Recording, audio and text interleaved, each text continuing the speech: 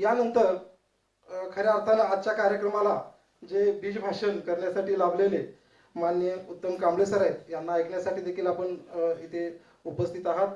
तर त्यांना मी विनंती करतो की या विचारपीठावर आपले विचार व्यक्त करावेत.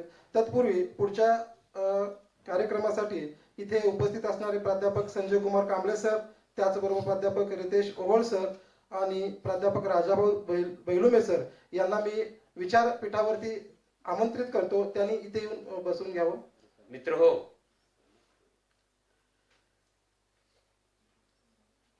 आजच्या या साहित्य संमेलनाला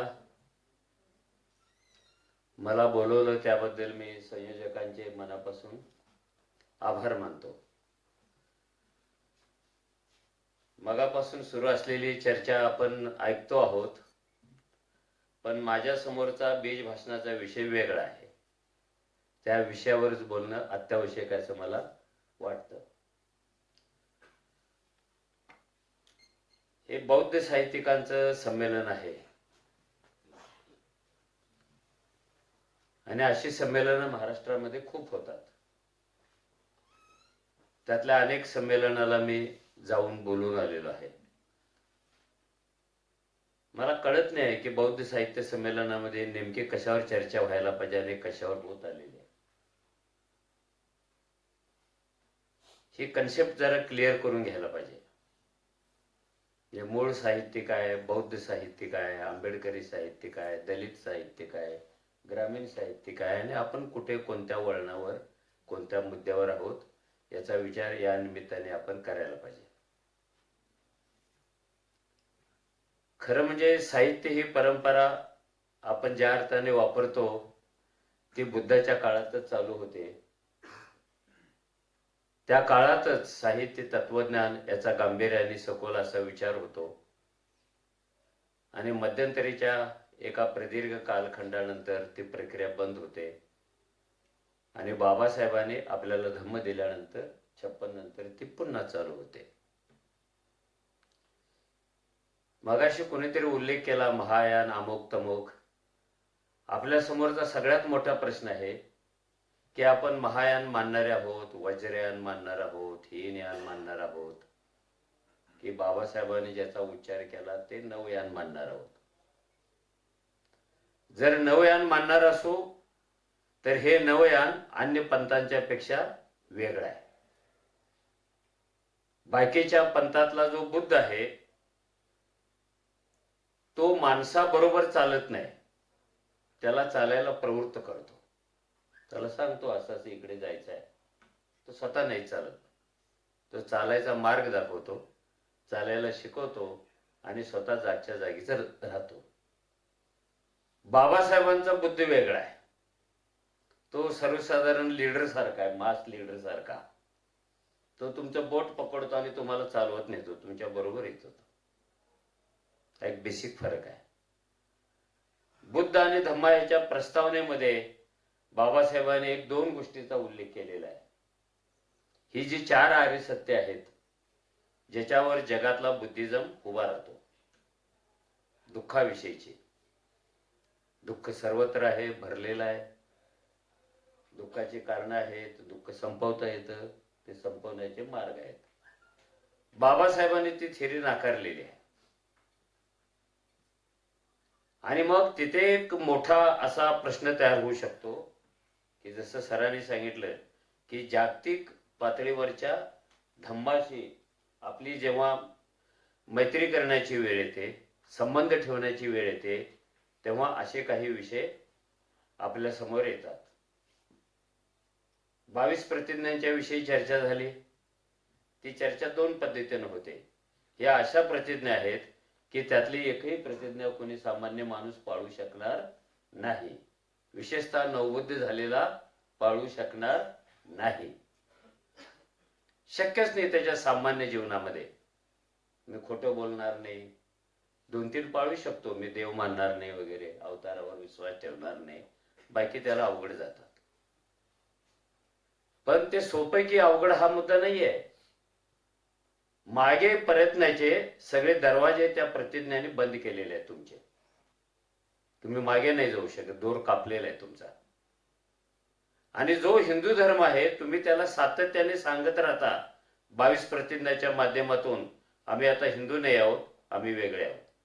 आम्ही वेगळे का आहोत? तुमचा देव मानत नाही, तुमचा धर्म मानत नाही, तुमचा अवतार मानत नाही, तुमची पूजा करत नाही, हे सातत्याने 22 प्रतिज्ञेमधून सांगायचं आहे. आणि त्याच वेळेला आम्ही बुद्धिस्ट आहोत हे अधोरेखित करायचं आहे. हे जरा नीट समजून घ्यायला पाहिजे. ह्या ज्या सगळ्या गोष्टी आहेत ह्या आपल्या साहित्य व्यवहारात किती येतात? म्हणजे आपल्या सर्वांचाच अनुभव असेल की बुद्धावरची सुंदर कादंबरी गेल्या 50 वर्षात कोणी लिहिलेली आहे का? चरित्रात्मक आलं, सुंदर क्रिएटिव्ह कादंबरी कोणी लिहिलेली आहे का? आणि त्याला सुंदर म्हणायचं का? दोन्ही प्रश्न आहेत. कादंबऱ्या खूप झाल्या पण विश्लेषणात्मक साहित्य आपल्याकडे आलं नाही. गौरवीकरण करणार, प्रचार प्रसार करणार, आम्हीच खरे आहोत असं सांगणार हे साहित्य आपल्याकडे सातत्याने येत गेलेलं आहे. आणि तसा धम्म स्वीकरण सुद्धा आपल्याला खूप कमी वर्षे झालेले आहेत. 56 आहे, 67-68 वर्षे होतील. एवढ्या कमी कालखंडामध्ये 2-3 हजार वर्षाचे जीन्स बदलणं, त्याचं आकलन करणं, त्याचं विश्लेषण करणं ही तशी सोपी गोष्ट नाहीये. आपण साहित्यामध्ये वर्णन करत आलेलो आहोत गेल्या 50 वर्षापासून. म्हणजे बुद्धाचं एक छान चरित्र तमिळनाडूच्या माणसाने लिहिलं होतं, अॅनालिटिक होतं. थोडाफार प्रयत्न गेल अमृतने केलेला होता, अॅनालिटिक होतं. पण आपण ह्या स्टोरीज सांगतो, स्टोरी टेलिंग होतं आपलं. आणि स्टोरीतून प्रत्येक वेळेला तुम्हाला संघर्षाची, बदलाची ठिकाणं सापडतीलच असं नाही. ती जाणीवपूर्वक शोधावी लागतात. त्याला संघर्षाचं रूप द्यावं लागतं, त्याला बदलाचं रूप द्यावं लागतं, त्याला परिवर्तनाचं रूप द्यावं लागतं आणि त्या पद्धतीनं लेखन करावं लागतं. म्हणजे आपला जो मास आहे, बुद्धिस्ट झालेला सामान्य माणूस आहे, तो धम्म पाळतो म्हणजे काय करतो आणि त्याने कसा पाळायला पाहिजे हे आपलं साहित्य त्याला सांगतं का? त्रिशरण म्हणाला की तो बुद्धिस्ट झाला. पण त्रिशरण हे तत्वज्ञान नाहीये. हे बुद्धाला शरण जाणं आहे, प्रार्थना आहे, भक्ती आहे. अगदीच उथळ भाषेत बोलायचं तर आरती आहे. आपला सगळा प्रवास त्रिशरण पर्यंत थांबतो, पंचशील पर्यंत थांबतो. आणि पुढचे जे मार्ग आहेत तिथे आपण चालत नाही, कारण चालताना आपल्याला अडथळे येतात, आकलन नीट होत नाही त्याचं. सो तत्वज्ञान काय आणि भक्ती काय? तत्वज्ञान काय आणि आरती काय? तत्वज्ञान काय आणि शरण जाणं काय? हे नव्या साहित्यिकांनी समाजासमोर मोठ्या प्रमाणात मांडण्याची गरज आहे. कारण तुमच्यावरच विसंबून बाबासाहेबांनी अशी घोषणा केली होती की हा भारत मला बौद्धमय करायचा आहे. पण आपल्याकडे उत्तरेकडे जे आहेत ते महायानवाले आहेत, आपण नवयानवाले आहोत. तुम्ही गयेला जाता, इकडे तिकडे जाता, ते कोण आहेत म्हणते? ते महायानचे आहेत. मग आपल्याकडे हीन यांचे पण आहेत, आपल्याकडे त्रैलोक्यवाली सुद्धा आहेत, आपल्याकडे वेगळ्या वेगळ्या कंपार्ट मधून भंते येतात. आपण नीट आकलन करत नाही त्याचं. तुमच्या घरात धम्मदाना येणारा जो भंते आहे त्याची वैचारिक नाळ कुठल्या पंथाशी जुळलेली आहे? कधी कोणी विचारलं? तुम्ही महायान, हीनयान, वज्रयान की नवयान? कुणी नाही विचारत. हे का विचारलं पाहिजे की 25 वर्षापूर्वी RSS ने आपल्या भंतेंची एक संघटना बांधलेली आहे. बुद्ध भिक्खूंची आपल्या एक संघटना बांधलेली आहे आणि त्या संघटनेचं नाव आहे राष्ट्रीय स्वयंसेवक संघ प्रणित भंते संघटन. त्याचं 19वे अधिवेशन आमच्या नाशिक जवळ दिंडोरीला झालं होतं. आणि ते काय गुपचूप नव्हतं झालं. मिरवणुका, अमुक तमुक, ढोल ताशे, एवढे सगळे भंते. मग RSS बुद्ध कोणता सांगत असेल? पुन्हा त्या अवतार कल्पनेतला सांगणार. तुम्ही वेगळे नाही आहात, तुम्ही आमचेच आहात हेच सांगणार. बुद्धापूर्वी आमचे लोक होते, त्यांच्याकडून बुद्धांनी काहीतरी घेतलेलं आहे हेच सांगणार. हे आपले आता जगण्या मरण्याचे प्रश्न झालेले आहेत. आणि या प्रश्नातून आपण भारत बौद्धमय कसा होईल तिकडे जाणार आहोत. किती वर्षे लागणार आहेत मला माहिती नाही बौद्धमय करायला भारत. कारण आता जो भारत अडकलेला आहे बौद्धमय, तो एका विशिष्ट समूहाच्या लोकांनीच तो स्वीकारलेला आहे महाराष्ट्रात. मग साहित्यिकांची भूमिका पाहिजे की बाबासाहेबांचे हे जे स्वप्न होतं बौद्धमय करायचं ते कसं करता येईल, बुद्ध सगळ्यांच्या पर्यंत कसा पोहोचवता येईल, सगळे म्हणजे कोण आहे आणि ते पोचवायचं काम कोणी करायचं आहे, त्याच्यासाठी काय हालचाली चालू आहेत का. मध्यंतरी काही हालचाली चालू होत्या, ओबीसी धम्म स्वीकारणार, भटके धम्म स्वीकारणार, प्रतिकात्मक ते झालं. पण शेवटी तो धम्म महाराष्ट्रापुरतं बोलायचं झालं तरी एका समूहामध्येच आहे. मग आता आपण भंतेना सांगायला पाहिजे तू दर आठवड्याला आमच्याच घरी येऊ नको धम्म सांगायला. मांगाच्या घरी जा, चांबाराच्या घरी जा, भंग्याच्या घरी जा, मराठ्याच्या घरी जा, जैनांच्या घरी जा आणि ते जसं त्यांचे बुवा बाबा प्रचार करतात आणि आपल्यापर्यंत भिडतात तशी काय सिस्टीम आहे का आपल्याकडे. त्यामुळे धम्माचे वाटचालीतले हे सगळे अडथळे आहेत. आपणच एकत्र यायचं, आपणच नमो बुद्धाय म्हणायचं, आपणच निघून जायचं. ठीक आहे, भारत बौद्धमय कसं करायचा, म्हणजे तुम्ही करताय ते वाईट नाही आहे, पण भारत बौद्धमय कसं करायचा त्याचं उत्तर सापडत नाही त्याच्यामध्ये. आणि आपणच सांगतो जेव्हा जेव्हा सगळी पृथ्वी लढण्याचं, हिंसाचाराचं, मानवी संहाराचं कारण बनते तेव्हा तिथे फक्त बुद्धच वाचवत असतो. मग तो बुद्ध कुठून आणणार आपण. पूजेचा बुद्ध हे करू शकत नाही, विचाराचा बुद्ध हे करू शकतो. त्यामुळे श्रद्धेकडून, पूजेकडून विचाराकडे जाण्याचा प्रयत्न आपण सगळ्यांनी केला पाहिजे, तो समजून घेतला पाहिजे. मी बुद्धावरच्या कितीतरी कविता वाचतो, त्या कवितेत काय आहे, बुद्धाचं कपाळ असं, गाल असं, अमुक असं, तमुक असं, तू क्रांती घडवली, तुम्ही अमुक केलं, तुम्ही तमुक केलं, हे सगळं ठीक आहे, खरं आहे. प्रश्न उरतो पुढे काय. पुढे कायचं उत्तर देण्याची जबाबदारी आपण घेतली पाहिजे. पुढे काय आहे, हे सगळं असून सुद्धा युद्ध का होतात. मग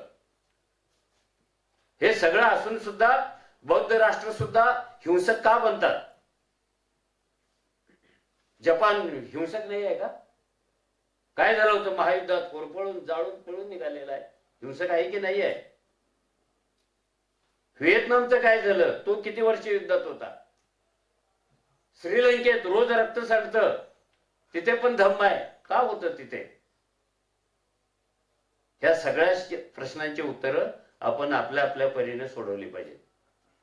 नाहीतर आपण सांगत जाणार बुद्ध शांती शांती शांती शांती, पण शांती आपल्या मनात नाही म्हणून युद्ध पेटतात.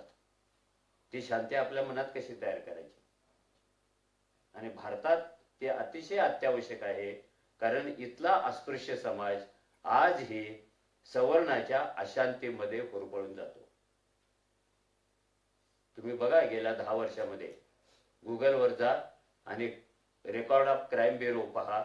तुम्हाला गेल्या 10 वर्षात दलितांच्यावरचे अन्याय आणि त्या करण्याच्या पद्धती बदललेल्या दिसतील. एक तर अन्याय वाढलेलेच आहे, पण अन्याय करण्याच्या पद्धती किती हिंसक झालेल्या आहेत, अमानवी झालेल्या आहेत. कुणीतरी सवर्ण कोणातरी दलिताच्या तोंडातच लघवी करतो आणि पी म्हणतो त्याला. अन्याय होताच, पण त्याचा आता रूप किती बदललं. कुणीतरी दलित मुलगी बलात्कार झाल्यानंतर विवस्त्र होऊन रस्त्यावर फिरते, 8 तास त्याला कोणी बोलवतच नाही, पोलीस पण येत नाहीत. स्वरूप कसं बदललंय. आणि बाहेर परदेशातून गेल्यानंतर आपण सांगतो आम्ही बुद्धाच्या देशातून आलो. असा कसा बुद्धाचा देश असू शकतो. इथे बुद्ध रुजवत नाही आपण, बुद्धाची कल्चर जीवनशैली करत नाही आपण, बुद्ध पूजा पाठाकडे दूर करत नाही आपण. आणि आपले सण पण ठरलेले आहेत ना. बुद्ध पौर्णिमा, बुद्ध पौर्णिमेला जन्माला आला, पौर्णिमेला ज्ञान प्राप्ती झाली, पौर्णिमेलाच तो हे जग सोडून गेला. आपल्या कल्चरल ऍक्टिव्हिटीज काय आहे त्याच्याशिवाय काय शोधून काढत नाही आपण. त्या बाबासाहेबांच्या जीवनातून येऊ शकतात, त्या बुद्धाच्या जीवनातून येऊ शकतात, आणि त्या तुम्ही जर नीट मांडल्या तर समाज मान्य सुद्धा होऊ शकतात. एकतर्फी चालतं. 14 एप्रिलला 8 तास वाचणार आम्ही, आणि मग 15 एप्रिलला काय फोटो येतात व्हॉट्सअपवर, 8 तास पुस्तक वाचलं. अरे 15 एप्रिलचं सांग, 16 एप्रिलचं सांग, आणि 13 एप्रिलचं पण सांग. आपण चिन्हांकित होतोय का? सिंबॉलिक होतोय का आपण? काहीतरी त्या दिवशी एक वेगळं करायचं आहे. त्या दिवशी करून चालत नाही, ते वेगळं रोज रोज करण्याची गरज आता तयार झालेली आहे.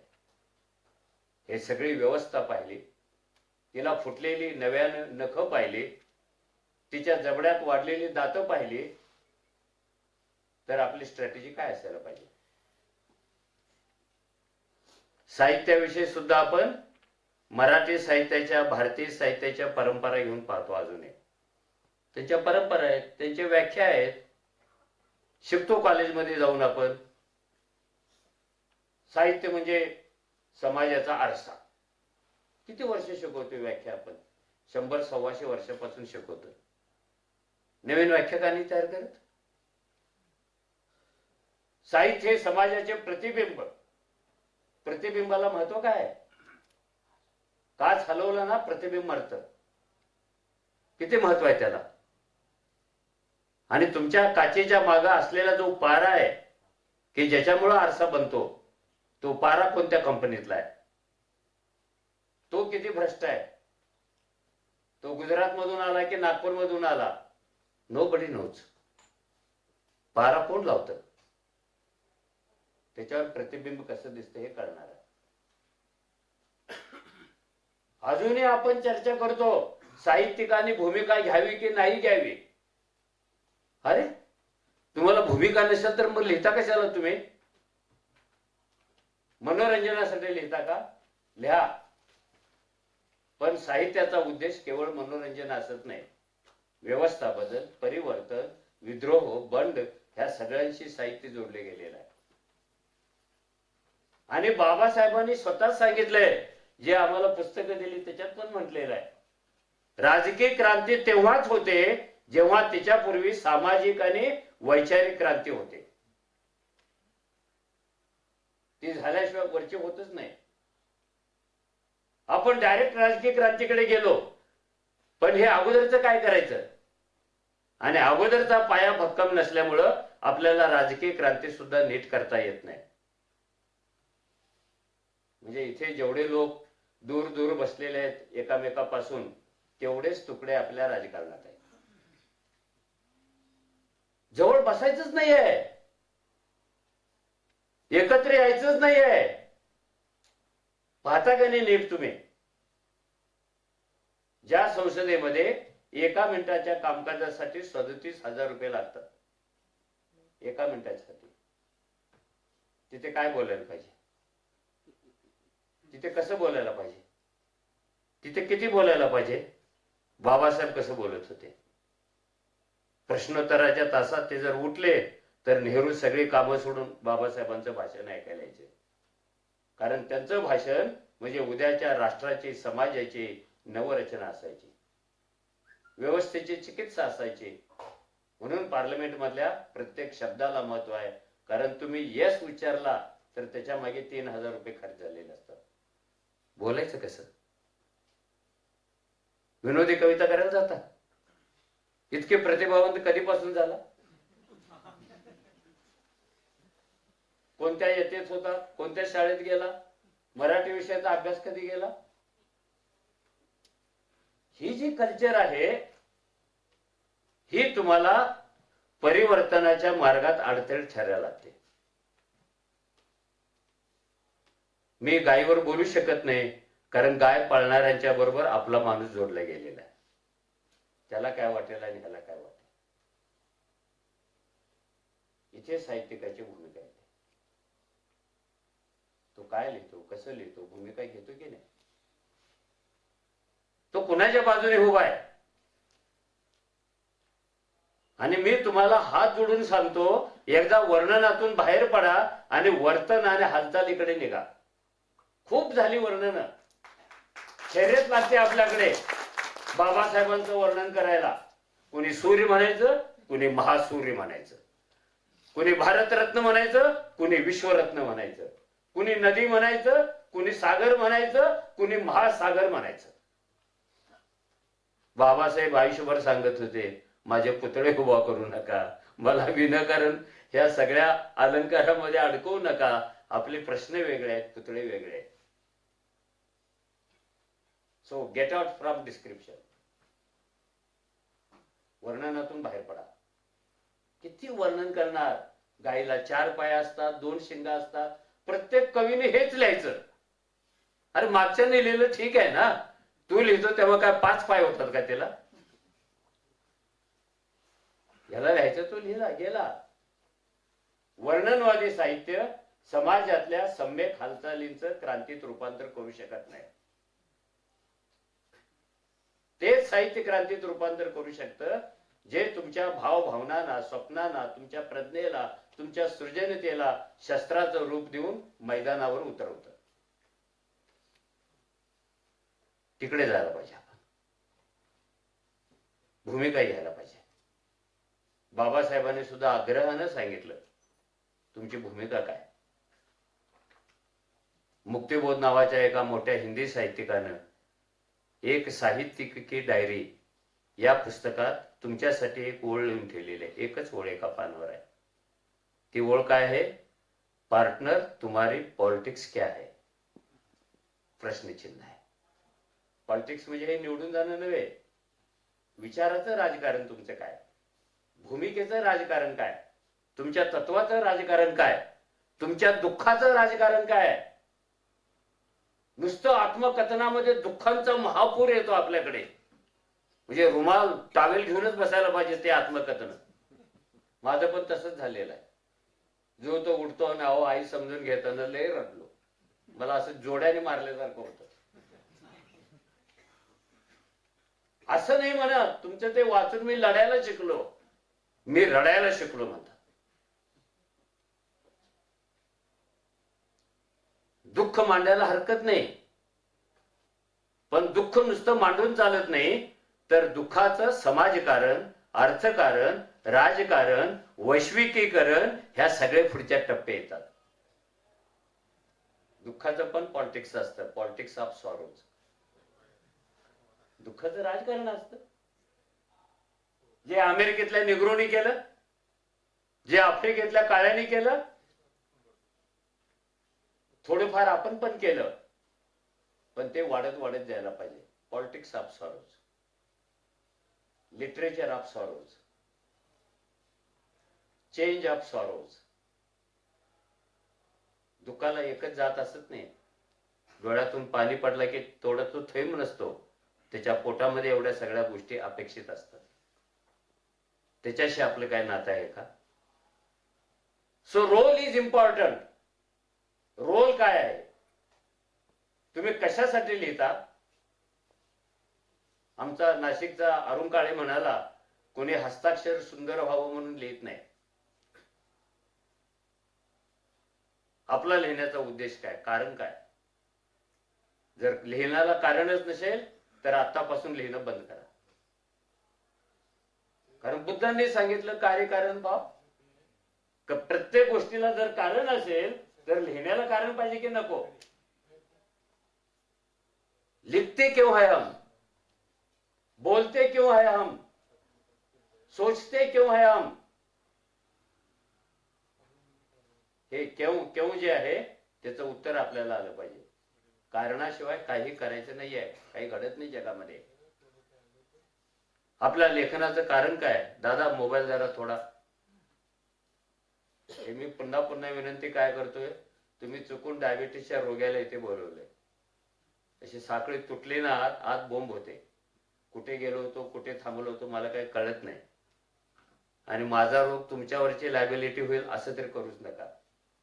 काय झालं तरी तुम्हाला सोडणार नाहीत कुणी. होऊ नये, होत नाही. So the role,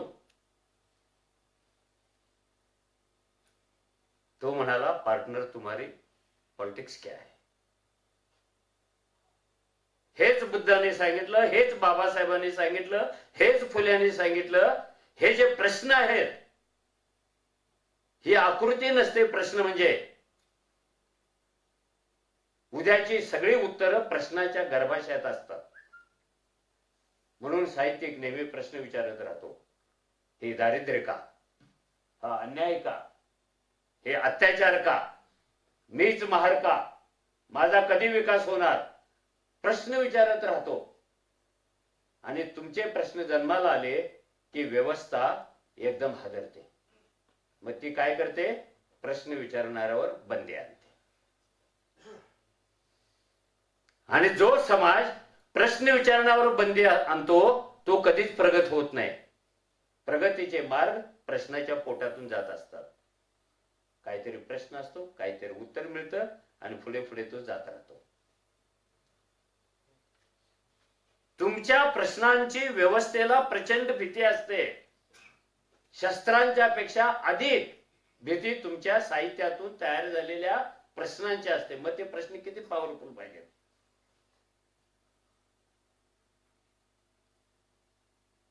system surrender questions, system finish questions. इथे कोणी इंग्रजीचे विद्यार्थी असतील तर तुम्ही गेल्यानंतर शेक्सपियरचे एक नाटक वाचा. त्या नाटकामध्ये एक दृश्य आहे. तिथला राजा रोज घोडागाडीतून राजवाड्याच्या बाहेर पडतो लोकांचे दुःख समजून घ्यायला. आणि तो वाड्याच्या बाहेर पडला की डाव्या बाजूला एक असं जीर्ण झालेला वृक्ष आहे आणि त्याच्या बुंद्याला पाठ टेकून एक गरीब माणूस नुसताच असा बसलेला आहे. तो कोणाकडे पाहत नाही, बोलत नाही.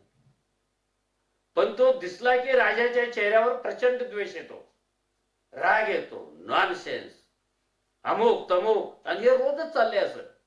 तो दिसला की हा चिडणार. एक दिवस त्याच्या शेजारचा मंत्री म्हणतो, महाराज गेली कित्येक दिवस पाहतो तो गरीब माणूस दिसला की तुम्ही चिडता का. आणि तो तर काय बोलतच नाही. त्याच्याकडून काय चॅलेंजेस नाही आपल्याला. तो काय हेर नाही. झाडाच्या बुंद्याला पाठ टेकून बसतो. आणि राजा म्हणतो, mister, do you know the man thinks. तो नुसता गरीब नाही आहे, तो विचार करत बसलेला आहे.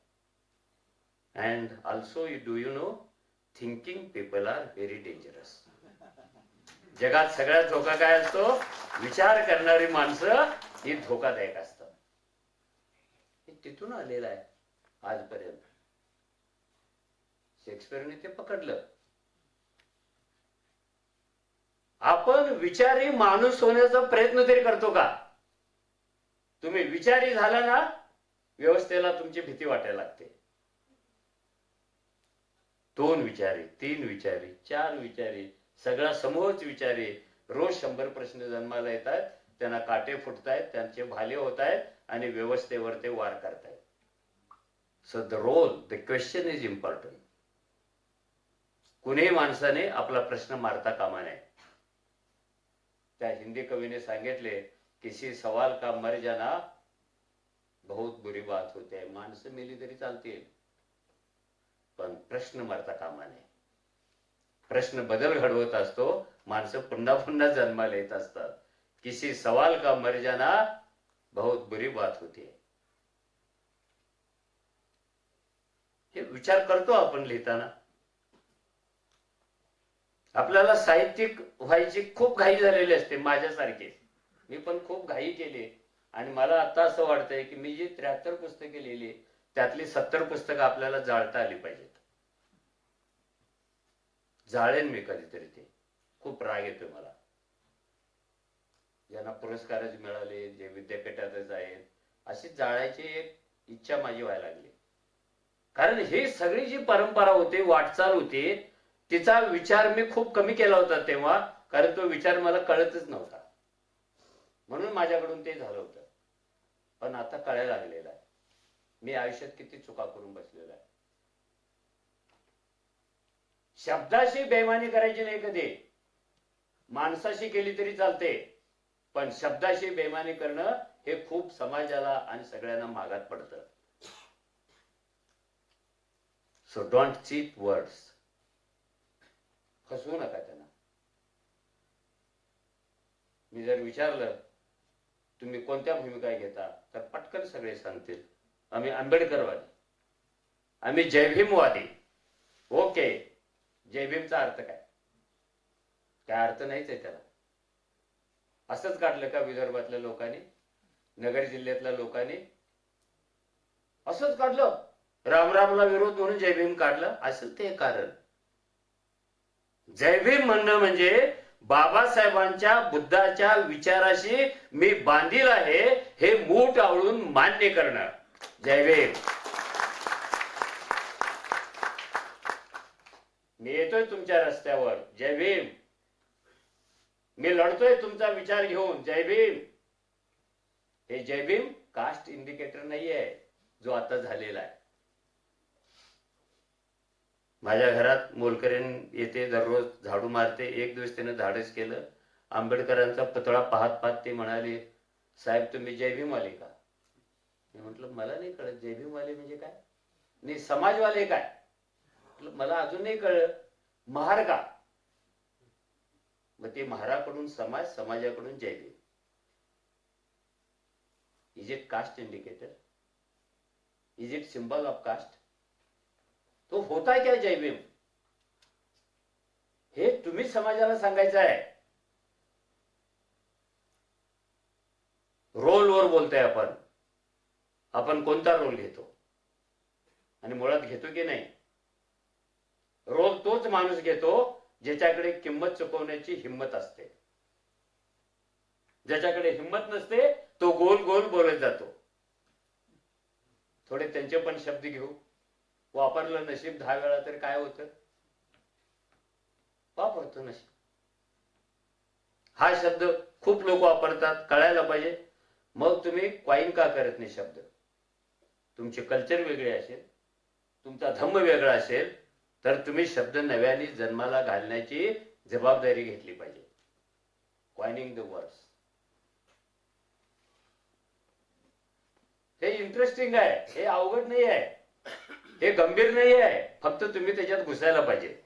सोपं होतं ते, पण घुसत नाही आपण. पार्टनर तुम्हारी पॉलिटिक्स क्या है? कोणताही माणूस दोन्ही दरडीवर पाय ठेवून चालू शकत नाही. चालायचं असेल तर एकाच दरडीवर पाय ठेवा. पुढे मागे, पुढे मागे. आडवा पाय ठेवून चालणार कसं तुम्ही? तसंच साहित्याचं आहे. रोल घेणं म्हणजे गुन्हा करणं नाहीये, राष्ट्रद्रोह करणं नाहीये. कारण तुमच्या भावभावनातून तयार झालेली ती भूमिका आहे. मी कुणाच्या बाजूने आहे, का आहे आणि काय करणार आहे त्याच. गावाकडच्या मोठेचं मी एक उदाहरण दिलं होतं तेव्हा. मी त्यांना, आता सगळे शहरातलीच माणसं होती, त्यांना मोठ माहिती नाही. ते स्वतःच बैल झाल्यामुळं बैल माहिती नाही दुसरा. कोण बैल होतं, कोणी व्हाईट एलिफंट होतं, कोणी काहीतरी होतं. बरं झालं आम्ही मातीत चिकटून आहोत. रोज अंगा खांद्याला माती लागते. रात्री सगळे जपून जपून कण बाजूला काढतो. आनंद होतो पायाची माती काढताना. पण ज्यांच्या लागतच नाही त्यांना काय करायचं? गावाकडे मोठ असते, ती 2 बैलाची असते, 4 बैलाची असते. शेतकरी श्रीमंत असला तर 6 बैलांची पण असते. मोठ म्हणजे चांबड्याची पिशवी. मोठेची एक विचित्र जॉमेट्री असते. तुम्ही निदान गुगलवर तरी जाऊन बघा, सिनेमात तरी बघा. कारण बैल मेल्यानंतरच्या काळात तुम्ही आलेला आहात आणि किर्लोस्करचे इंजिन आल्यानंतरच्या काळातले आहात. त्याची जॉमेट्री काय? जेव्हा ती मोठ विहिरीत पाण्याकडे जाते तेव्हा बैल उलटे चालत येतात. मोठ भरली की ते सुलटे चालायला लागतात. तर एक इंटरेस्टिंग गेम आहे तो. उलटे यायचं, सुलटे जायचं. आणि ते सुलटे गेल्यानंतर ती मोठ वर येते, पाटात ती स्वतःला उलट करते आणि पाणी सगळं वाहत वाहत शेतामध्ये जातं. पुणे आणि मुंबई इथल्या विचारवंतामध्ये एक वाद चालू झाला. कारण ही दोन शहरं फक्त वाद करण्यातच एक नंबर आहेत. तिथे जन्माला काहीच येत नाही वडापाव वगळता. आणि वादाची आवश्यकता पण असते, म्हणजे ते विनोदात घेऊ नका. वाद म्हणजे रेजिंग क्वेश्चन आहे, ते आवश्यकच आहे. ते पाटातून पाणी जाताना त्याचा आवाज कसा येतो. पुण्यातले विद्वान म्हणाले खळ खळ येतो. आणि ज्याने आयुष्यात कधी मोठच बघितली नव्हती, जे 15व्या मजल्यावर राहतात, ते म्हणाले सळ सळ येतो. मराठी साहित्यामध्ये प्रचंड मोठा पेज तयार झाला. पाटातून वाहत जाणाऱ्या पाण्याचा आवाज खळ खळ की सळ सळ. सर्वसाधारण 23 पिढ्या थकलेल्या आहेत, अजून ह्याचा निवाडा लागलेला नाहीये. वाद काय मजा आहे, खळखळ की सळसळ. पुण्यातले लोक म्हणतात आम्ही ग्रामीण भागातून आलेलो आहोत, आमची शेतीबाडी आहे, आम्हाला माहिती आहे खळखळच आवाज येतो. ते म्हणाले शेतीबाडी काय उपयोग, आम्ही 15व्या मजल्यावरून बघतो, सळसळच पाहिजे. आणि तेच शिकत आलो ना आपण. खळखळ की सळसळ. वाद आहे, काय साहित्यातले वाद आहेत बघा. मी त्याच्या पुढे जाऊन सांगितलं, हे पाणी ओढणारा बैल पुढे मागे सकाळपासून संध्याकाळपर्यंत तो जो दोरखंड असतो त्याच्या पाठीवर मानेवर तो घासत राहतो. मागे आला तरी घासतो, पुढे आला तरी घासतो, वजन वाढला तरी घासतो. घासून घासून त्याच्या खांद्याला फोड येतो, त्याला गट्टा येतो असं म्हणतात. त्या गट्ट्यालाही दोर घासायला लागतो आणि एक क्षण असा येतो तो फोड फुटतो आणि त्यातलं रक्त बैलाच्या पायावर, पाठीवर आणि शेपूट हलवली तर तोंडावर पण येतं. मी प्रश्न विचारला, पाण्याचा आवाज कसा येतो हे महत्वाचं आहे की पाणी बाहेर काढणारा बैल खांदा फोडून घेतो आणि रक्त सांडतो हे महत्वाचं आहे. तुम्ही कोणाच्या बाजूने आहात, बैलाच्या खांद्यातून गळणाऱ्या रक्ताच्या बाजूने आहात की खळ खळ सळ सळ ह्या वादाच्या बाजूने आहात. तुमचा रोल, तुम्ही जर क्रिएटिव्ह रायटर असाल तर त्या आवाजाला फेकून द्याल आणि बैलाला दुरुस्त करायला पहिल्यांदा जा. So this is the role, this is the role. मी एका मुक्या प्राण्याच्या बाजूने आहे, मी त्याचा वकील आहे, मी त्याचा ब्रँड अँबॅसेडर आहे. तो माझ्या कवितेचा विषय आहे. हे वाद घालणारे वर्षानुवर्षे कधी फोडणीचे कधी बिन फोडणीचे पोहे खात, त्यांच्या नादाला लागायचं नाही. आपलं आपलं करायचं आहे. त्यामुळे मी दोन गोष्टी सांगितल्या. वर्णनातून बाहेर पडा, वर्णनवादी काहीच लिहू नका, कारण आम्ही ते झक मारत आयुष्यभर तेच केलेलं आहे. तुम्ही आता दुसरं काहीतरी करा. नंबर 2 भूमिका. आता नंबर 3, हे बुद्धिस्ट साहित्य म्हणजे काय असतं ते महाराष्ट्रात कुणी जन्माला घातले का?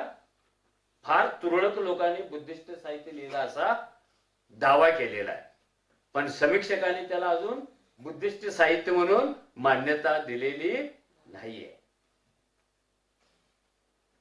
हे काय बुद्धिस्ट? बुद्धिस्ट माणसाने लिहिले की बुद्धिस्ट साहित्य होतं का? पूर्वीच्या महाराने लिहिलं, आताच्या नवबुद्धाने लिहिले की तो बुद्धिस्ट. तो होता क्या आहे? बुद्धाचं तत्वज्ञान ज्या काही मूलभूत गोष्टींवर उभा आहे. आपण भाषण करताना आपण म्हणतो प्रज्ञाशील, करुणा, अमुक तमुक तमुक तमुक. हे खरं आहे, पण त्याचं प्रतिबिंब तुमच्या कवितेत पडतं का? ते कसं पडायला पाहिजे, कसं वापरायला पाहिजे? वास्तवातलं काय तुमच्याकडे येतं का? आणि वास्तव तुम्ही नीट बघता का? पुण्याच्या कुठल्या तरी रस्त्यावर अपघात होतो, सगळे लोक बघत जातात, एक पण जखमीवर मलम करायला द्यायला जात नाही. हे वास्तव आहे. मग प्रज्ञा कुठे आहे, करुणा कुठे आहे, अंगुलीमाल कुठे आहे, नगरकन्या कुठे आहे? जीव कुठे आहे? ही नावं नाही आहेत, तर प्रत्येकाच्या जीवनामध्ये बुद्धाचं एक एक तत्वज्ञान भरलेलं आहे. अशी पात्रे येतात ती. अंगुलीमाल काय घेऊन येतो तो? की हिंसेने प्रश्न सुटत नाहीत. इतकी हिंसा केली, इतके अंगठे कापले, इतक्या माळा केल्या, पण प्रश्न सुटलाय का? तो बुद्धाचं तत्वज्ञान स्वतःच्या कृतीतून सांगतो की हिंसेतील हिंसा जन्माला येते, अहिंसा कधी जन्माला येत नाही. शस्त्रा ही माणसाच्या मानेवर चालवण्यासाठी जन्माला घातलेली असतात. शस्त्राच्या जन्माचा उद्देश काय? गुलाबाचं फुल लावायचं आहे का त्याला? कुणाच्या तरी मानेचा शोध घेतच फिरायचा आहे. तो अंगुलीमाल काहीतरी मेसेज देऊन जातो. तो आनंद काहीतरी मेसेज देऊन जातो. ती नगरकन्या काहीतरी मेसेज देऊन जातो. ती मूल मेलं म्हणून प्रत्येकाच्या दारावर जाणारी, मुठभर चांदीची मागणारी, ती काहीतरी मेसेज देऊन जाते. आणि तो मेसेज म्हणजे जग दुःखाने भरलेला आहे. कुणाच्या पण घरात जा दुःख आहे. कुणाच्या पण घरात जा माणूस मेलेला आहे. आणि दुःख पचवून माणसं शिकायला लागलेली आहे. याचं आपण कलाकृतीमध्ये रूपांतर करणं म्हणजे बुद्धिस्ट साहित्य. आपण पारंपरिक साहित्यातली मूल्य वापरतो आणि बुद्धिस्ट साहित्य लिहायला जातो. तसं कसं चालेल बरं? कसं चालेल ते?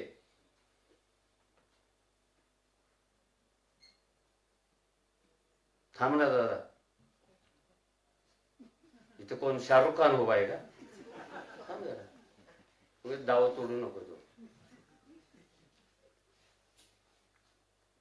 ही प्रकाशराव अशी काही मूल्य आहेत. अरे हे जग अनित्य आहे. किती मोठ्या कादंबरीचा विषय आहे. In this world nothing is permanent, only change is permanent. किती मोठे बीज आहे तुम्हाला. कायमस्वरूपी काहीच नाही इथे. ज्याला प्रारंभ आहे त्याला शेवट आहे. आणि मृत्यू हा मानवी जीवनातला सगळ्यात मोठा आनंदाचा सोहळा आहे.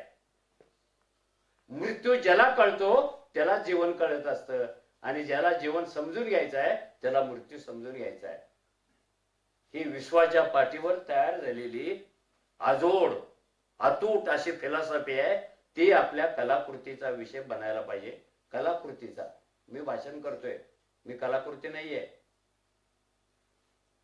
आणि हे घडतं. आपण वाचत पण नाही की कलाकृतीतला जो मेसेज असतो ना, इतका भाला मारल्यासारखा घुसतो राव. तो चिंधडाच करतो तुमचा. तुम्हाला वेळ मिळाला तर युरोपमध्ये जेव्हा औद्योगिक क्रांती झाली, 2-3 वेळा झाली. मशीनमुळे झाली, महाकाय यंत्रामुळे झाली, शोधामुळे झाली. आणि मशीनमुळे जेव्हा क्रांती झाली तेव्हा महाकाय मशीन जन्माला आली. उत्पादन प्रचंड झालं आणि त्या मोठ्या मशीन समोर हा माणूस छोटा मुंगीसारखा झाला. 10 मजली मशीन, 5 मजली मशीन, 3 मजली मशीन, आणि तो चालवणारा जो माणूस आहे तो मुंगीसारखा पळतो तिच्या अंगावर. त्याच्यावर 1 मिनिटाचं नाटक आलं होतं. काय कलाकृतीमध्ये ताकद असते ह्या. 1 मिनिटाचं नाटक होतं. तिसरी बेल झाली की पडदा बाजूला जाणार आणि उजवीकडच्या विंगेतून एक माणूस येतो. तो चणे खातोय, शेंगदाणे खातोय, पुढे आहे त्याचे, आणि बरोबर स्टेजच्या मध्यावर आल्यानंतर चणे संपतात आणि ती कागदाची मोकळी पुडी शिल्लक राहते. तो चुरवळतो आणि ही पुडी कुठे टाकायची याचा शोध घ्यायला लागतो, कारण तो ब्रिटनचा माणूस आहे. आपला माणूस शोध घेईल का? आता तरी लोक देव लावायला लागले तर राव, इथे थुंकू नका, इथे लघवीला थांबू नका. माणूस नेमका तिथे जातो. सगळीकडे देव आता. आणि त्यांची विटंबना झाली असं कोणाला नाही वाटत. रोज होते विटंबना. शेवटी अजून 2 पावलं पुढे जातो त्या दिशेने. त्याला एक कचरा कुंडी दिसते, पण ती प्रचंड भरलेली अशी. तिच्यातून कचरा बाहेर सांडतोय. सांडतोय कळतं ना शब्द? कारण तुम्ही पुण्यातले आहात आणि मी गावठी आहे.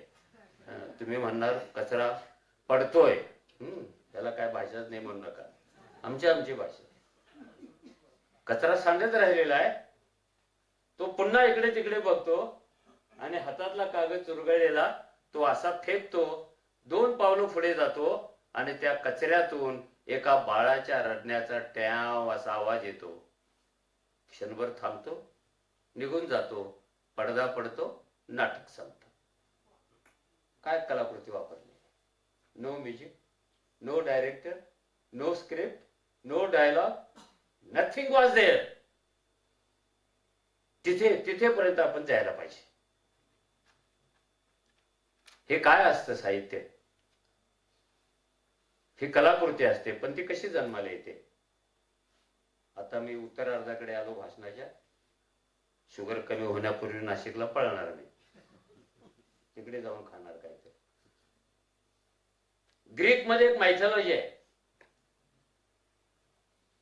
आणि ती बुद्धाच्या अगोदरची मायथॉलॉजी आहे. ही सुंदर कलाकृती कधी जन्माला येते?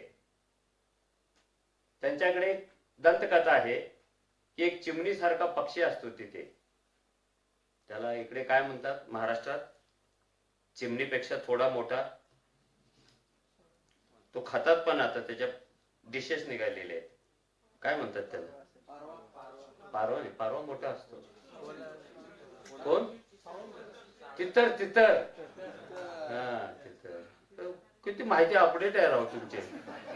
एकदम भारी. पोरं भारीत बरं काही. तितर माहिती आहे ना? तो तित्तरच्या आकाराचा असतो आणि भारतातल्या कोकिळेपेक्षा त्याचा आवाज गोड असतो. दान कोकिळा असो नाहीतर कोकिळा असो, त्यांच्यापेक्षा त्याचा आवाज गोड आहे. आपल्याकडे काही गोष्टी आहेत जे आपल्याला कधीच कळले नाही. एकच ओळ 3 तास का म्हणाला तो? अरे ते लय भारी आहे म्हणे, पुण्यात चालतं तसं. 3 तास एकच ओळ म्हणायचं, इंद्रायणी काठी. पुढे काय नाहीच आहे. आणि सुंदर कलाकृती बने ती. आपली परंपरा ती नाही आहे. सांगा आम्हाला बिर्ला बाटा टाटा कुठं आहे हो? च्या मायला दणका देतो म्हणतो तो व्यवस्थेला, नाही का? वाटा मागतो तो. So back to Greek. तो जो पक्षी असतो त्याला खूप सुंदर गळा असतो, तो गातो. पण त्याची एकच अडचण असते, तो आयुष्यात एकदाच गातो. खूप सुंदर आवाज आहे पण आयुष्यात एकदाच गातो. तो रोज सोंग काढून दारात आणि तारेवर गात बसत नाही, एकदाच गातो तो. आणि पुढे त्याची रचना अशी आहे की एकदाच गाणाऱ्या पक्ष्याचा आवाज ज्याच्या कानावर पडतो त्याला विदाउट बुकिंग, विदाउट SMS त्याला एकदम स्वर्गात एंट्री मिळते. डायरेक्ट स्वर्गाचा दरवाजा उघडा होतो. स्वर्गात जायला माणसं तयार होत नाहीत, कारण त्याच्यासाठी मरावं लागतं आणि मरायची इच्छा कोणाची नाहीये. त्यामुळं काही म्हातारी माणसं, सिनियर सिटीजन जी मरणार आहे 2-4-5 वर्षामध्ये, ती अशी जंगलात इकडे तिकडे भटकत असतात त्याचा आवाज ऐकायला. त्याची संख्या कमी आहे आणि एकदाच गाणार आहे तो. पण जेव्हा त्याची गाण्याची इच्छा होते आतून, हे साहित्याचं असंच आहे. आतून साला आत आग लागली पाहिजे, आत काहीतरी वादळ आली पाहिजेत आणि मग त्याचं शब्दांत रूपांतर होतं. आत. आणि बुद्ध सांगतो ना, तुम्ही जे काही जन्माला घालणार असता ते पहिल्यांदा मनात जन्माला येतं. आपलं मन रिकाम असताना कागद भरतो, भानगड होऊन जाते. रिकाम्या मनाने कधी कागद भरू नका प्लीज. वयाने मोठा आहे म्हणून ऐकत जा माझं थोडस. खूप गैरवापर करतात ज्येष्ठ माणसं वयाचा, मी पण केला. ज्याला गायची इच्छा होते तेव्हा तो गाण्यासाठी ठिकाण शोधायला लागतो. कुठे बसून गायचं आहे? तो काय बालगंधर्वात जात नाही, त्याच्या दृष्टीने ते वाईट ठिकाण आहे. तो इथे आटलेल्या नदीच्या काठावर पण बसत नाही, वाईट ठिकाण आहे. तो बैठना किधर आहे? तो उडतो आणि छोटा जीव असल्यामुळे तो खूप कमी उंचीपर्यंत जातो, फिरायला लागतो तो. आणि तिथून आपल्या इवल्या डोळ्याने, चाललीच मॅडम,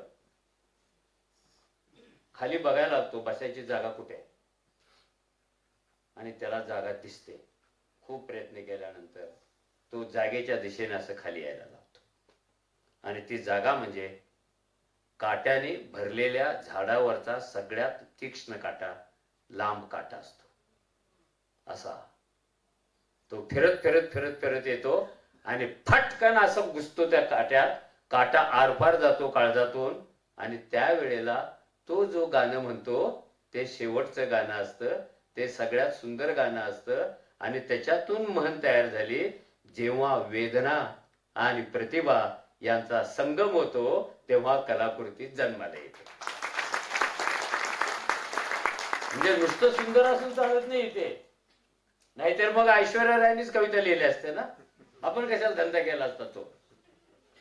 आणि नुसतंच वेदना पण असून चालत नाही, सगळ्यात जास्त वेदना गाढवाला आहे. कुणासाठी राबतो त्याला मरेपर्यंत कळतच नाही. वेदना आणि प्रतिभा यांचा संगम म्हणजे साहित्य. हे प्रतिबिंब वगैरेच्या नादाला लागूच नका. प्रतिबिंबाचं आयुष्य खूप कमी असतं, आणि आरसा बदलला की ते प्रतिबिंब सुद्धा बदलून जातं. ही व्याख्या आहे. त्यामुळे तुम्ही साहित्याचा विचार करता, संमेलन घेता, ह्या सगळ्या चांगल्या गोष्टी आहेत. पण संमेलनातून काहीतरी आउटपुट पण बाहेर पडला पाहिजे. येस, मागच्या संमेलनातून हे घेऊन गेलो, आधीच्या संमेलनात काय मिळालं तुम्हाला माहिती नाही, पण काहीतरी घेऊनच जा, मोकळं जाऊ नका. माझं भाषण वगळता बाकी सगळे घेऊन जा, घेऊन जायला पाहिजे. आणि शेवटचा मुद्दा तो माझा नाही, ते कमलेश्वर नावाचा एक महान कादंबरीकार हिंदीत होऊन गेला, कमलेश्वर. त्याचं एक पुस्तक आहे, कितने पाकिस्तान. हे जे भारत बौद्धमय कसा करायचा, उजेड उजळायचा कसा, उजेड पेरायचा कसा, उजेडाचं पीक कसं घ्यायचं, उजेडाचा सुगंध सगळीकडे न्यायचा कसा. आणि इतकं प्रदूषण झालेलं आहे आपल्याकडे, तुम्हाला माणसासाठी एक कणभर जागा शिल्लक राहिलेली नाही की जिथे प्रदूषण नाही आहे. 10 वर्षांनी मी जर परत आलो, जिवंत राहिलो, तर आपल्या सगळ्यांच्या तोंडावर मास्क असतील प्रदूषणापासून रोखण्यासाठी, जे कोरोनामध्ये वापरलो आपण. प्रचंड प्रदूषण मनात, मनाच्या बाहेर. या प्रदूषणामध्ये जगायचं असेल तर प्रदूषण कमी करायला पाहिजे. विचारांचं प्रदूषण ते तर खूप वाढलेलं आहे. बाबासाहेब हिंदुत्ववादी कसे होते सांगणारे लोक नागपूरमध्ये, अलीकडे तेच जास्त लिहायला लागले त्यांच्यावर. अण्णाभाऊ कम्युनिस्ट नव्हते, हिंदूवादी होते, त्यांचा पण पुतळा लागला. तुमच्या जगण्यामध्ये क्रांती घडवणारे तत्वज्ञान हे लोक डंप करतात, दाबतात, डायव्हर्ट करतात, वळवतात. तरी थांबलं नाही, डिस्ट्रॉय करतात, नष्ट करतात. हा 3D फॉर्म्युला अनेक वर्षापासून चालू आहे. Dumping, diverting, destroying. प्रश्न आहे, हे तुम्ही समजून घेत असता की नाही घेत असता? हे कसं प्रदूषण दूर करायचं आहे?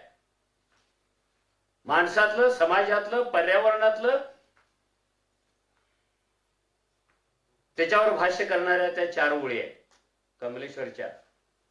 त्या सांगितलंय की भाषण संपलं, आणि नंतर मी काय बोललो ह्याच्यावर नंतर बोला. तो सूत्रसंचालक लगेच येऊन बोलतो, तो असं असं म्हणाल हे ऐकलंय तुम्ही, रिपीट करू नका ते.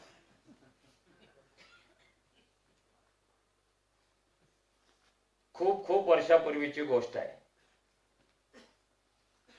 साहित्यिकाने हे शब्द नीट लक्षात ठेवावेत, कारण आपल्या देशामध्ये वर्तमानावर, भविष्यावर कुणी भाष्यच नाही करत. काय सांगतो, खूप खूप वर्षापूर्वीची गोष्ट आहे. तुम्हाला पण लहानपणी कुणी कथा सांग म्हटलं असलं तर तुम्ही हाताची घडी घालून खूप खूप वर्षापूर्वीची गोष्ट आहे, अरे आत्ताच बोल ना,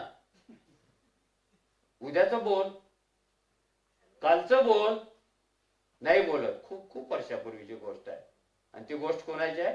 एक राजा होता, त्याला 4 राण्या होत्या, एक लग्नाची होती, तिच्याबरोबर आलेली करोली म्हणून आलेली ती तिथेच राहिली, एक बर्थडेला गिफ्ट मिळाली, आणि चौथी शिकार करायला गेल्यावर झाडावर बसली होती, आणली.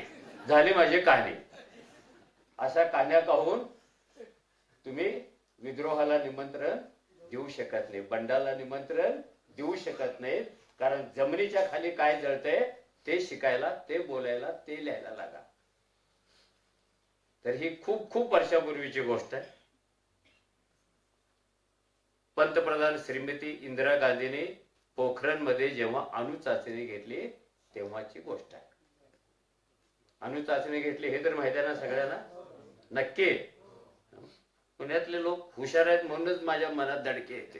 त्याला काय बोललो आणि काय झालं तर सोडणार नाही. त्या हुशार लोक इथे राहतात. अणु चाचणी इंदिरा गांधींनी केली. नंतर आपणही काय करू शकतो म्हणून बीजेपीने पण एकदा केली. पहिल्यांदा अणु चाचणी केली तेव्हा टाइम्स ऑफ इंडियामध्ये आग्रा लेख आला, बुद्धा लॉफ्स. बुद्ध हसला.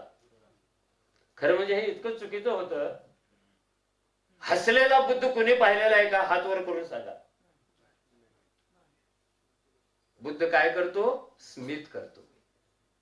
स्मित आणि हास्य याच्यामध्ये फरक आहे. असं स्मित करतो ना, साला तुमच्या काळजातले सगळे दुःखाचे डोंगर विरघळून जातात. नुसतं स्मित पाहायचं. जर गालावरच्या खळीतून आलं ना आणखीन सुंदर, जर डोळ्यातून आलं ना आणखी सुंदर. म्हणून बुद्धाकडे एकटं का बघतो आपण? हे आतल्या वेदना, हे पीडा, हे सगळ्या विकृती हे नुसतं बघून गळून जातात. बुद्धा लॉफ्स. जो बुद्ध हसतच नाही त्याला हसवला. दुसऱ्यांदा अणु चाचणी झाली, बुद्ध अगेन लॉफ्स. बुद्ध पुन्हा हसला. बुद्धाला हसवण्याचा खेळ चालू झाला. उपरोधान असे जो अहिंसेचा, शांततेचा पुजारी आहे त्याच्या हसण्यामध्ये आपण ते स्फोट खपवायला लागलो. तर एके दिवशी थोडं पाणी पिऊ का? परवानगी? थोडं.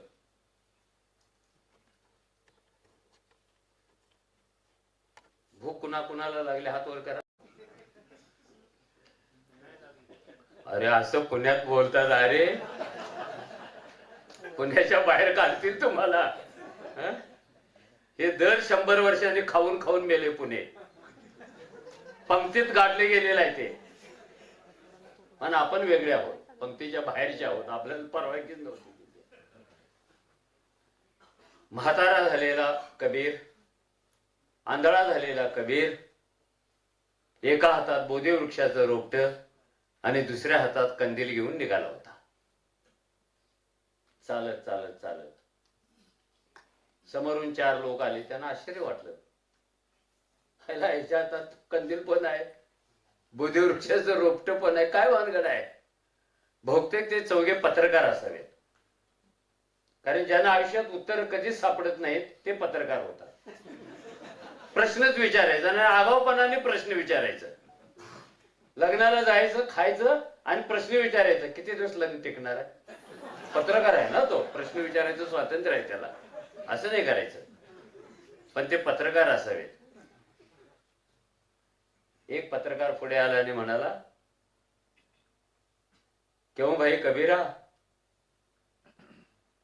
ये कैसा तमाशा बना के रखा है? तुझे तो दिखता नहीं और हाथ में लालटेन है. काय चाललाय? तमाशा चाललाय? आंधळा असून तू कंदील काय घेऊन चालला? तो म्हणाला, ह्या जगातला आंधळा कधीच अपघात घडवत नाही, करत नाही. अपघात करतात ते ज्यांना दिसतं ती माणसं करतात. आणि त्यांच्याकडून अपघात होऊ नये म्हणून हा कंदील उनके लिए है, जे ऍक्सिडेंट करणार आहेत. अपने लिए नहीं है. लेकिन तू चला किधर? त्यांनी पौधा घेतलेला हात असा वर केला. मैं ना उधर जा रहा हूं, उधर उधर उधर. दूसऱ्याने विचारलं, भैया उधर क्या है? हाँ आपको पता नहीं है, उधर तो पोखरण है. अरे लेकिन तू क्यों जा रहा है और ये पौधा क्यों लिया है? आणि त्याने शेवटचा प्रश्न विचारला, तू पागल हो गया क्या कबीर? तू अंधा होकर पौधा कैसे लगाएगा, किधर लगाएगा? कबीर भारीच असतो. देखो भैया, ये जो पौधा होता है ना, ये आंखों से नहीं हाथों से लगाया करते हैं.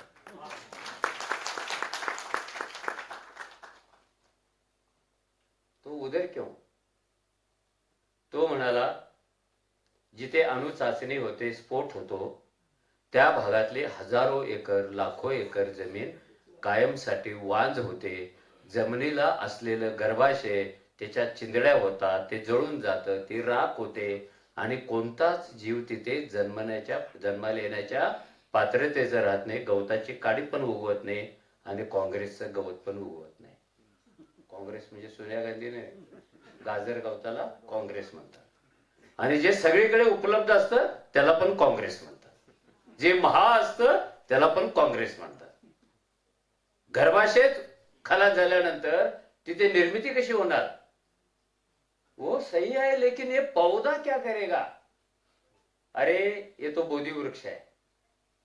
बोधी वृक्ष जिथे लावू ना, तिथे तो शेकडो किलोमीटर खोल खोल जातो, शेकडो किलोमीटर लांब लांब जातो. सगळ्यात दीर्घायुष्य बोधी वृक्षाला आहे. कोणतंही वादळ असू दे, बोधी वृक्ष उन्मळून पडला अशी बातमी कधी येत नाही. चिंचेचं झाड पडतं, आंब्याचं झाड पडतं, माझ्या दारातलं रामफळ 2 वेळा पडलं. गोळ्यावर खाली. रामफळ म्हणजे फळाचं आहे. गोळ्यावर फांद्या खाली रामफळ आहे ते. जोडीला सीताफळ पण आहे माझ्याकडे. आणि जेव्हा दोन्ही झाडांची मैत्री वाढते ना, ते एकाच वेळेला काल डोकं वर पाय. मुळं खोल खोल, मुळं दूर दूर, सगळ्यात दीर्घायुषी आणि सगळ्यात मोठा प्राणवायू सोडतं तो बोधी वृक्ष. एवढंच नाही आहे, तर ते दीर्घायुष्य असल्यामुळं त्याच्या फांद्या पण वाऱ्याने कधी तुटत नाहीत. एक फांदी तुटल्याने कोणाच्या तर डोक्यावर पडले, ते पपईच्या तुटतात, शेवग्याच्या तुटतात. अनेक नवीन आले आता हनुमान फळ, त्याच पण तुटतात. हे तर तुटत नाही. आणि ती फांदी तुटत नाही म्हणून जगातले अनेक जीव अतिशय आत्मविश्वासाने बोधी वृक्षावर घरटी बांधतात आणि वर्षानुवर्षे मस्त तिथे जगत असतात. घरट पडणार नाहीये. तिथे मुंगी पण जाते, तिथे साप पण जातो, तिथे कोकिळ जातं, तिथे गिधाड जातं, चिमणी जातं. तुम्ही बुद्धाच्या ज्ञानप्राप्तीच्या वेळेला ते झाड कसं होतं त्याच्यावर एक स्वतंत्र वर्णन आहे. उगीच बसला का बुद्ध त्या झाडाखाली? चिंचेच्या झाडाखाली का नाही बसला? तर हे बोधी वृक्ष काय करतं? अन्नाच्या शोधात खाल आणि लांब ह्याची जी मुळे जातात ती फक्त अन्न शोषून घेत नाहीत, तर पृथ्वीच्या गर्भाशयामध्ये निसर्गाने माणसाने जेवढं काही प्रदूषण केलेलं आहे ते प्रदूषण सुद्धा मुळं शोषून घेतात आणि गर्भाशय पुन्हा एकदा शुद्ध करतात. नवीन काहीतरी जन्माला येईल अशी व्यवस्था करतात. म्हणून तिथे बोधी वृक्ष लावायचा आहे. आणि कबीराने सांगितलेलं वाक्य लक्षात ठेवा, माझं नका लक्षात ठेवू. तो म्हणाला, वैसे तो मैं अकेला अंधा कबीर. मी एका वेळेला एकच रोप लावू शकतो. माझ्या पुढे मागे असलेले हे 200-300 लोक जर 200-300 बोधी वृक्ष आपल्या परिसरात लावतील तर सगळं पर्यावरण स्वच्छ होऊन जाईल. प्राणवायूचा ऋतू सुरू होईल आणि जीव वाचवण्यासाठी मास्क घालायची गरज येणार नाही.